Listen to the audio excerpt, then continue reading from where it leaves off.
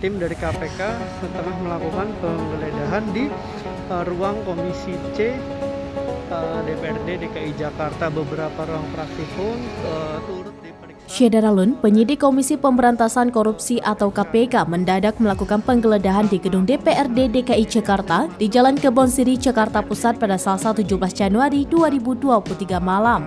Penggeledahan tersebut disebut sebagai bagian dari pengusutan kasus dugaan korupsi pengadaan tanah di Kelurahan Pulau Gebang, Cakung, Jakarta Timur. Ketua DPRD DKI Jakarta, Prasetyo Edi Marsudi mengaku belum tahu tim KPK menggeledah DPRD DKI terkait perkara apa.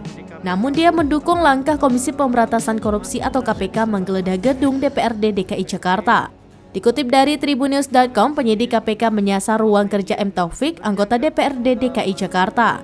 Sejak beberapa bulan lalu, KPK memang mengusut kasus dugaan korupsi pengadaan tanah di Pulau Gebang, Cakung, Jakarta Timur. Pengadaan tanah ini dilakukan oleh Perusahaan Umum Daerah atau Perumda Saranajaya pada tahun 2018 hingga 2019. Perkara ini merupakan pengembangan kasus korupsi pengadaan tanah di Munjul, Jakarta Timur. Meski telah menetapkan sejumlah tersangka dalam kasus korupsi tanah di Pulau Gebang, KPK belum mengumumkannya secara resmi. Lembaga anti rasuah itu akan membeberkan para pelaku dan konstruksi perkara saat penyidikan dinilai cukup. Di kasus korupsi tanah Pulau Gebang, KPK sudah memeriksa beberapa pihak sebagai saksi.